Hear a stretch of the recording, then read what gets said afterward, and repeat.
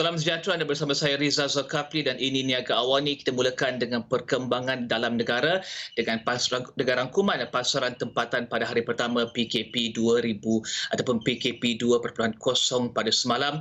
Minat pelabur terhadap Bursa Malaysia terus meraih momentum membantu pasaran saham ditutup tinggi pada Selasa. Dalam masa yang sama, ringgit turut mengukuh akibat penyusutan dolar dan peningkatan harga minyak mentah.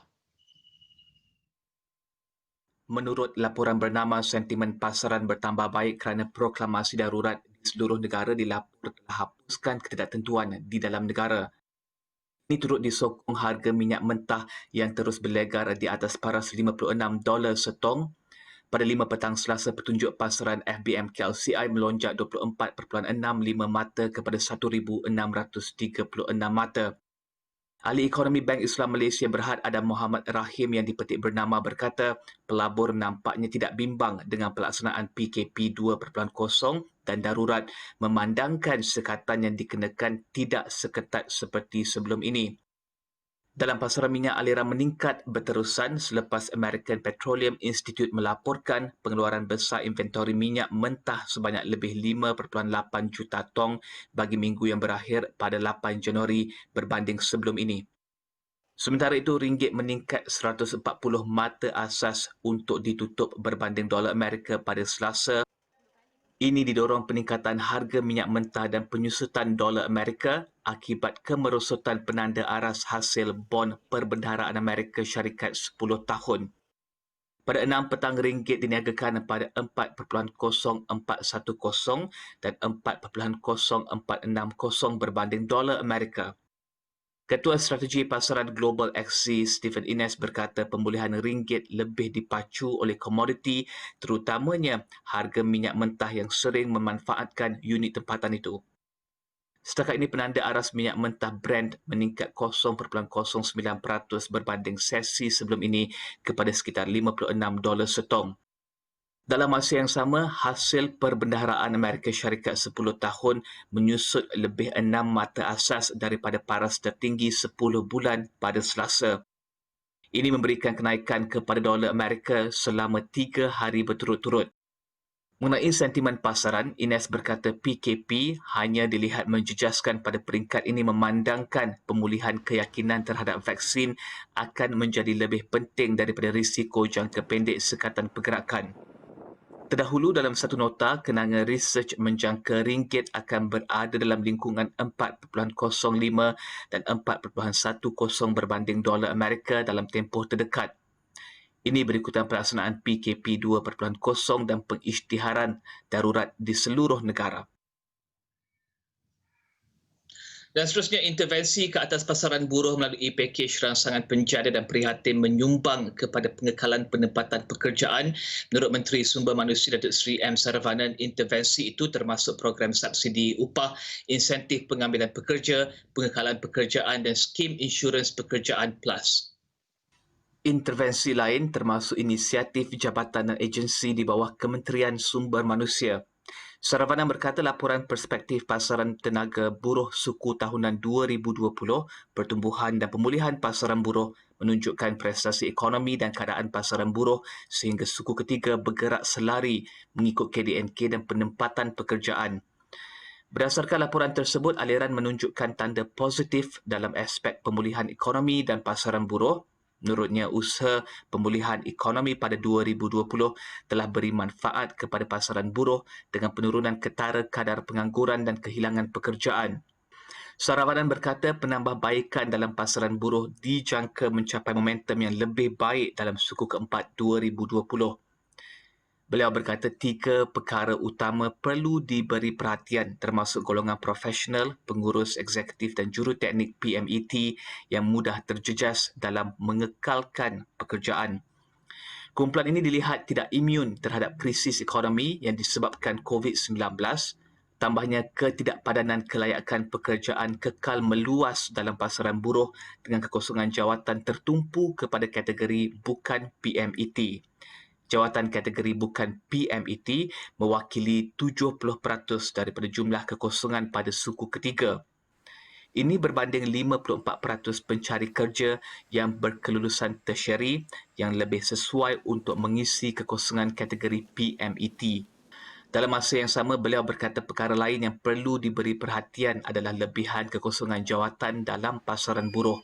Pada bulan September, jumlah kekosongan pekerjaan meningkat 2 kali ganda berbanding jumlah pencari kerja. Antara faktor yang pengaruhi perkara tersebut ialah keutamaan pekerja untuk dapatkan pekerjaan dengan segera dan fleksibel, terutama dalam bidang pekerjaan tidak formal. Faktor lain termasuk kadar tawaran gaji yang lebih rendah kepada pencari kerja PMET dan keutamaan lokasi dalam menerima tawaran kerja. Dan sementara itu, kadar peratusan individu yang kembali mendapat pekerjaan selepas terjejas akibat pandemik COVID-19 dilaporkan meningkat kepada 40% sejak 5 bulan lalu. Perkara itu dimaklumkan Pengarah Eksekutif Majlis Tindakan Ekonomi MTE, Profesor Tan Sri Dr. Nur Azlan Ghazali. Kalau kita lihat pada 31 Disember, dia ada kadar replacement. Maksudnya daripada 100 yang hilang pekerjaan, berapa yang dapat masuk balik. Ya. Angka ini telah meningkat ke kadar 40%. Ya. Berbanding dengan semasa bulan 5 itu dia mencecah hampir 10%. Ya. Jadi berarti kita nampak bahawa aktiviti ekonomi itu semakin ada. Dan memang angka-angka ini dia naik turun mengikut PKP. Ya. Jadi saya tengok kepada contohnya kalau dalam sektor perhotelan. Kalau kita lihat yang terkini iaitu mencecah hampir 43.3%. Saya percaya angka-angka ini akan turun. Cumanya kita nak pastikan kita ada sokongan di peringkat yang bawah itu. Dan bersama kita untuk membincangkan berkenaan laporan perspektif pasaran tenaga buruh suku tahunan 2020, pertumbuhan dan juga pemulihan pasaran buruh tersebut adalah Ketua Ekonomi Pusat Kajian Pasaran Buruh Masa Hadapan Perkeso, Profesor Madya Dr. Yusof Sari. Prof, pertama sekali Perkeso turut terlibat dalam penghasilan laporan berkenaan. Dapatan utama yang kita ingin fokuskan dalam perbincangan ini adalah berkenaan dengan penganggur PMET. 54% daripada semua penganggur dan juga penawaran pekerjaan adalah 70% pekerjaan untuk bukan PMET. Adakah Prof lihat PMET ini akan terima pekerjaan ini untuk kelangsungan pendapatan mereka? Baik Rizal, ya. Sebelum saya menjawab soalan tersebut, ada dua perkara yang saya ingin sampaikan juga perkara berkenaan dengan PMET ini, ya. Yang pertama adalah isu PMET ini bukannya isu baru dalam pasaran buruh Malaysia, ya. Cuma isu ini datang bila COVID-19 datang, isu ini bertambah meruncing, ya. Isu ketidakpadanan pekerjaan PMET ini dah lama wujud, ya. Kalau kita lihat data dalam kajian pengesanan graduan itu sendiri menunjukkan bahawa lebih daripada 40% pun yang graduan yang bekerja di sektor yang ataupun bekerja di profession yang tidak sama dengan kelayakan mereka, ya. Okey, jadi apa yang berlaku adalah ekonomi kita sebelum COVID dan juga terutamanya selepas COVID ini mencipta lebih banyak peluang pekerjaan di yang kita panggil bukan PMET, sedangkan banyaknya yang mencari pekerjaan adalah mereka, lebih dari 50% adalah mereka yang kategorikan sebagai PMET, terutamanya golongan graduan. Jadi berat kehadapan. Apa yang saya nampak dekat sini adalah PMET ataupun pencari kerja yang fokus kita arah pada PMET ini tidak ada banyak pilihan dengan keadaan ekonomi semasa. Kecenderungan mereka untuk mengambil ataupun menerima pekerjaan yang bukan di kategori di bawah PMET itu adalah tinggi, dan juga sebahagiannya juga berkemungkinan oleh kerana kita tahu bahawa tangga gaji pekerjaan bukan PMET ini agak rendah berbanding dengan apa jangkaan mereka. Jadi kemungkinan juga mereka akan pergi kepada pilihan ekonomi pekerjaan berbentuk ekonomi digital platform ni, seperti ekonomi gig lah yang kita panggil sekarang ni. Jadi bergerak ke hadapan, keadaan ini dijangka akan berterusan kemungkinan di sepanjang tahun ini, ya, sehinggalah ekonomi kita akan kembali pulih seperti sedia kala. Pada ketika itu adjustment ataupun ubah suaian ataupun pasaran buruh, reaksi pasaran buruh itu itu akan membantu untuk menambah baik keadaan ini. Tapi tidak, saya jangkakan mungkin agak sukar untuk berlaku pada tahun 2021 ini. Jadi adakah ini bermakna PMET ini akan terus berada dalam pekerjaan yang tidak padan dengan keupayaan mereka, dengan kelayakan mereka, dan apakah kesan ini kepada pendapatan mereka apabila pasaran buruh pulih nanti pada tahun 2022 secara sepenuhnya seperti kata Prof tadi? Adakah ini akan memberikan kesan kepada pendapatan mereka serta kedudukan mereka dalam sebuah organisasi tersebut? Ya, pastinya keadaan ini akan memberi impak kepada mereka, ya.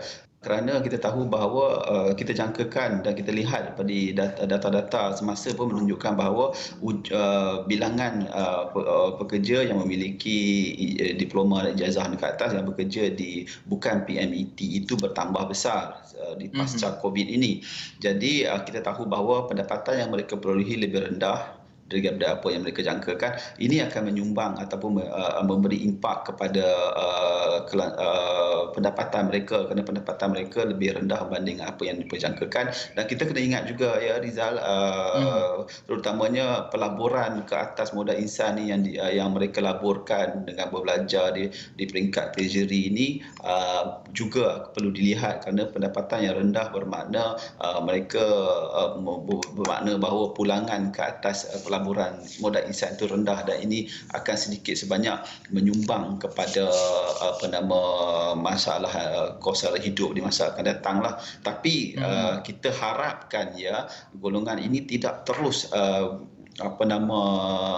kita panggil tidak terus berada dalam situasi berkenaan. Maknanya kita tak mahu mereka ni terus terperangkap di dalam keadaan ekonomi tersebut. Jadi kita mahu bergerak ke hadapan, dan juga kita juga mahukan inisiatif-inisiatif tertentu yang lebih ke hadapan ini untuk membantu mengurangkan keadaan ini. Tapi ini hanya boleh dilakukan ketika mana ekonomi sudah kembali berada di landasan yang betul, kerana pada ketika ini agak sukar untuk kita nak melaksanakan intervensi tersebut, kerana ekonomi berada dalam fasa pemulihan yang menyukarkan sedikit daripada intervensi untuk dilakukan.